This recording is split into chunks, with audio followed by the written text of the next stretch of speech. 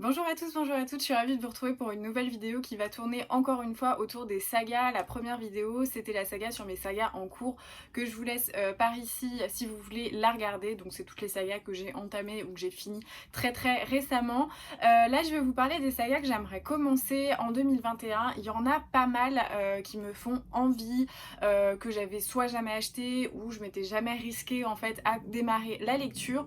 Vous allez voir, les genres sont vraiment différents les uns des autres. Il y a de la saga un peu historique, il y a de la saga fantasy fantastique, et puis je crois que c'est plutôt tout, ouais, on est à peu près autour du même genre. Donc je vais vous présenter tout de suite les sagas que j'ai envie de lire en 2021. La première saga que j'ai envie de commencer, qui m'a vraiment brûlé les doigts fin 2020, j'étais à la limite de la démarrer, puis je me suis dit, oh bah quand même avance tes sagas au lieu de démarrer, parce que les volumes sont des énormes briques. C'est l'Assassin Royal de Robin Hobb. Alors je l'ai pas encore, je l'ai pas acheté parce que vraiment j'attends un petit peu.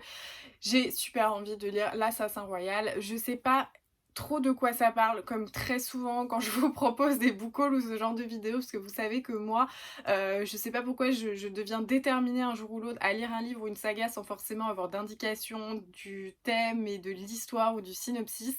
Mais l'Assassin Royal, ça me tente beaucoup. J'ai vu notamment que Pico de la chaîne Pico Books, alors qu'il y a un compte Instagram et je crois qu'elle va reprendre sa chaîne YouTube qui était mise en pause, aime énormément cette saga et j'aime beaucoup l'univers de Pico. Je sais pas, mais pour moi, ça m'évoque une saga, vous savez, un petit peu épique, avec bah, forcément des complots, peut-être toute une construction historique avec des rois et tout ça, un univers assez riche, et surtout ces espèces de livres dans lesquels on a envie de rentrer, d'être en immersion totale pendant des heures et des heures de lecture pendant les saisons froides. Voilà moi ce que ça m'inspire, donc j'ai super hâte de commencer, mais c'est vrai que c'est des gros ouvrages, donc ils sont assez impressionnants. Mais là 2020, je sens que voilà, je vais attaquer. Je pense que je vais demander à ma copine Marion si elle veut commencer avec moi. Comme ça m'intimidera pas trop, et puis voilà. Mais vraiment c'est un livre que j'ai super envie de lire, donc c'était normal que je commence avec celui-ci. Celui-ci, je vous l'ai présenté très récemment dans un book haul, et peut-être que d'ici à ce que cette vidéo soit sortie, je l'aurai déjà lu, parce que ça fait des années vraiment que j'ai envie de le lire. Mais en fait, comme je le dis souvent, les sagas jeunesse, enfin jeunesse young adulte surtout, j'ai toujours un petit peu peur de la qualité, parce que des fois je suis un peu agacée par l'immaturité des personnages, parce que voilà, parfois c'est un peu trop pour moi, ou peut-être pas assez, ça dépend de comment on voit la chose. Et parmi ces lectures, il y a Six of Crows, et donc j'ai attendu très longtemps avant de lire Six of Crows, parce que je voulais les acheter d'occasion, justement en me disant bon bah comme ça je prends pas trop de risques, parce que c'est des ouvrages assez chers. Je crois que celui-ci, voilà, il est à 18 €, donc c'est quand même des livres qui sont voilà, plutôt cher. Donc à chaque fois je me dis ah, je vais essayer de trouver d'occasion. Je ne l'ai jamais trouvé d'occasion. Ça fait partie de ces romans, et celui que je vais vous présenter après, qu'on ne trouve rarement vraiment d'occasion à des prix abordables, ou puis finalement quand on rajoute les frais de port, ça revient pas au même d'acheter le neuf. Donc voilà, avec mes cartes cadeaux de Noël, j'ai enfin pu mettre la main sur Six of Course. J'ai super envie de lire cette saga. Je sais pas du tout de quoi ça parle, me demandez pas, ne me dites pas dans les commentaires. J'ai envie de commencer en ayant le moins d'avis, de préjugés sur cette saga. Et puis bah, je vous en parlerai très vite, parce que vraiment ça fait partie des lectures que j'ai envie de faire très prochainement. Ensuite, on continue un petit peu dans la même veine de young adult, et j'ai très envie de commencer Un palais d'épines et de roses de Sarah J. Maas aux éditions La Martinière Jeunesse. Ça fait pareil partie des livres qui me titillaient, mais je sais pas, j'avais un petit peu peur. J'avais vu qu'ils étaient quand même très prisés en VO. Enfin voilà, il y avait beaucoup de gens dans les chaînes anglo-saxonnes qui en parlaient, donc ça me tentait. Mais je sais pas, j'avais un petit peu peur, donc j'ai attendu de le trouver en occasion, il est jamais venu, puis au final j'ai dit oh, allez, ça me plaît trop, j'ai trop envie de le lire, donc j'attaque. Donc ça fera partie des sagas que je vais commencer. Je sais pas du tout combien il y a de tomes. Alors pour Six of Course, je vous l'ai pas dit, mais je crois que ça se termine en 3 tomes, et ensuite vous avez toute la saga des Grisha, et je crois que les Grisha, il y en a 2 ou 3, peut-être, bon après, je suis pas une experte. Là, je sais pas, je pense qu'il y en a au moins 4. au moins 3 ou 4 à mon avis, donc enfin en tout cas de traduits, mais bon. Je vais lire en français, il y a beaucoup de gens qui sont un peu gênés par la traduction française, donc je vais essayer de lire le tome 1 en français et si ça me plaît pas trop, je ferai un test en VO parce que voilà, apparemment c'est pas non plus horrible à lire en VO, enfin pour même si j'ai un bon niveau d'anglais, parfois le fantasy fantastique c'est un petit peu intimidant parce que c'est pas forcément des termes du langage courant en fait. Quand vous êtes dans un univers fantastique, vous avez beaucoup de descriptifs, etc. Mais c'est des descriptifs qui sortent un petit peu de l'ordinaire, du langage commun anglais. Donc voilà, des fois je suis un petit peu intimidée, donc je verrai comment ça se passe, mais c'est pareil, ça me fait super envie. Dans les autres sagas young adult que j'ai regardées, mais tout le temps, dès que je passe dans un rayon young adult, je les regarde et j'hésite, comme Six of Course, comme Akotar, donc un palais d'épines et de roses, c'est Shades of Magic de V.E. Schwab. J'ai super envie de lire, je crois que c'est pareil, c'est une trilogie. J'ai jamais lu, j'attends toujours que ça sorte d'occasion, ça ne sortira jamais parce que j'ai l'impression que ça fait partie de ce package, ce starter pack du booktuber young adult sans vraiment faire de mauvaises blagues là-dessus, mais vraiment j'ai l'impression que c'est des livres que tout le monde a lu avec les booktubes, les bookstagram young adult. Moi je suis totalement à la bourre là-dedans, vous savez que j'ai toujours 3 trains de retard et là bah du coup c'est le cas et donc je pense que ça justifie le fait que c'est pas des bouquins qu'on trouve d'occasion parce que bah, ils sont gardés, conservés précieusement dans les bibliothèques. Donc c'est pareil, Shades of Magic pour le coup, j'ai pas craqué parce que j'avais vraiment plus une attirance pour Six of Crows et un palais d'épines et de roses, mais ça faisait partie de ces lectures young adultes que voilà, fantasy fantastique, je sais pas du tout si c'est fantasy ou fantastique à vrai dire, que j'avais super envie de lire, donc voilà, peut-être que je craquerai en 2021 pardon, pour Shades of Magic. Pas sûr parce que je m'engage déjà avec pas mal de sagas, donc ça sera peut-être pour l'année prochaine. Ensuite, c'est une saga qui, je crois, est en 3 tomes, qui est écrite par Sophie Jomain et c'est Les Étoiles de Noces Aide. Alors, je connais Sophie Jomain uniquement par Les Étoiles brillent plus fort en hiver, qui est sorti aux éditions Charleston et qui était une comédie de Noël que j'ai beaucoup aimée parce que j'aimais la plume de l'auteur que je trouvais très sincère.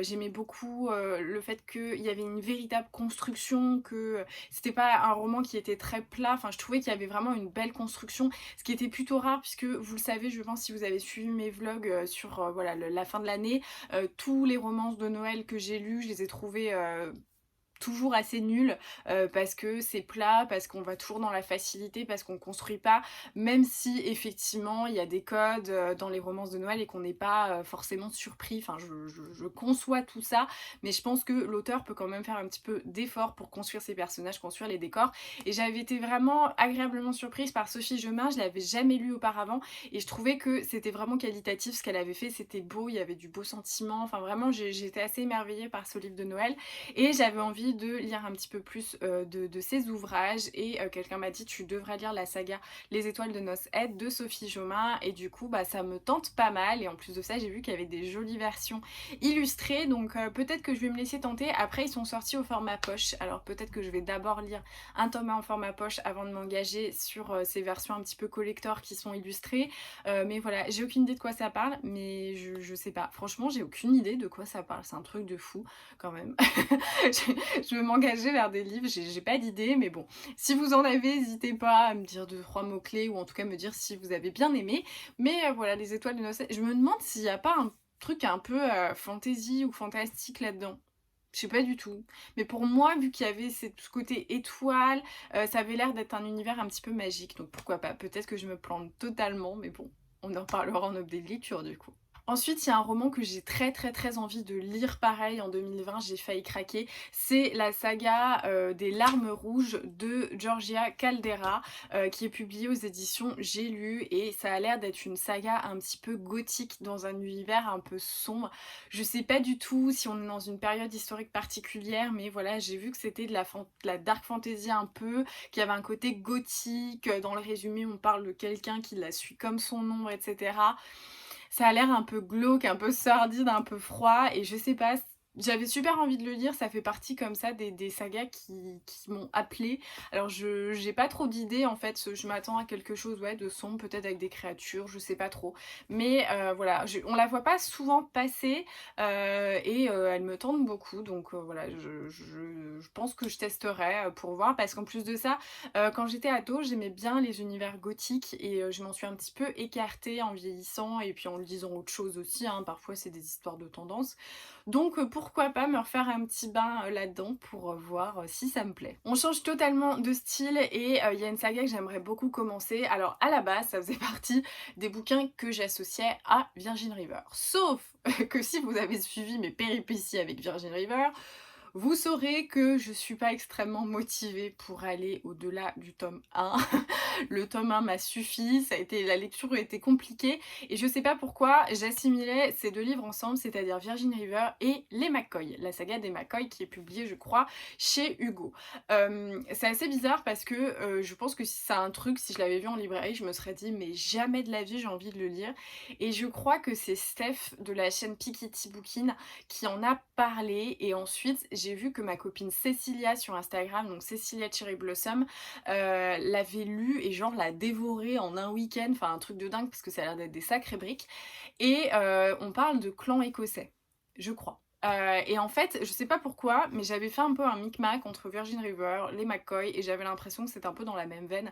Et du coup, quand j'ai lu Virgin River et que ça a été un fiasco total, et bah je me suis totalement auto-dégoûtée des McCoy en me disant ça va être un truc de clan avec, je sais pas, des mecs écossais hyper macho et tout. Encore une fois, on va avoir des descriptifs de scènes de fesses assez particulières, donc je me suis dit ça n'a pas hyper l'air d'être pour moi. Et en fait, vous avez été nombreux suite à ça à me dire non, non, mais les McCoy et Virgin River, c'est pas du tout pareil.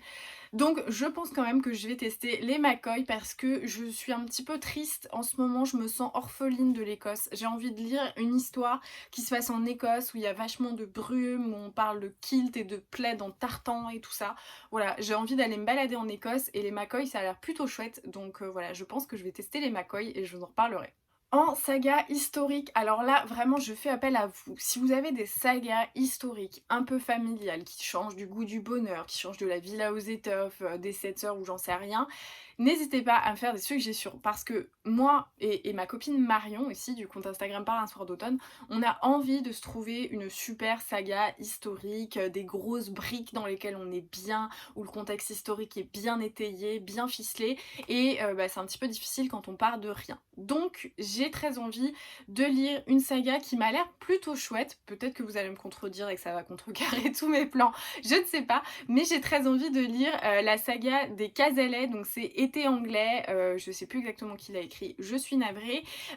Alors ok c'est Été anglais, on s'écarte un peu de ce côté froid, brumeux que j'aime bien d'habitude assimiler à l'histoire, mais ça a l'air plutôt chouette, on est en été 1937 dans le Sussex, et du coup je crois que ça va tourner avec l'arrivée de la Seconde Guerre mondiale, les espèces d'hôpitaux, j'en sais rien, bref.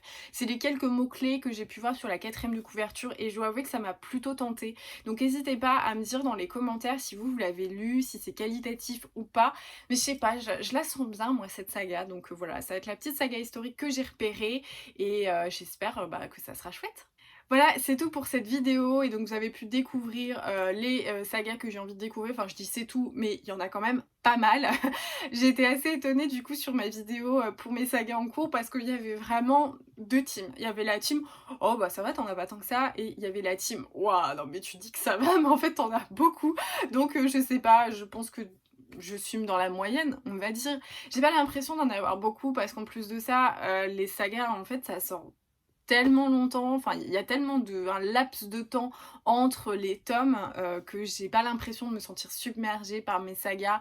Et puis vu que je commence aussi beaucoup de sagas un peu à la bourre comme d'habitude, bah j'ai le temps d'étaler en fait avec ceux qui sont déjà sortis, ceux que j'attends, donc voilà, je me sens pas, enfin en tout cas moi les sagas vous savez que c'est pas, enfin les sagas et les livres et les piles à lire en général c'est pas des sources de stress pour moi, donc Je trouve pas ça, voilà, je trouve pas ça énorme le nombre de sagas que j'ai en cours. Par contre, le nombre de sagas que je veux commencer, effectivement, il y a du boulot quand même, mais je suis hyper enthousiaste à l'idée de découvrir tous ces nouveaux univers. N'hésitez pas à me dire dans les commentaires si certains livres vous intéressent, si vous avez déjà lu certaines des sagas que je vous ai présentées, que vous avez commencé, que vous avez arrêté, que vous avez continué, terminé, et j'en sais rien.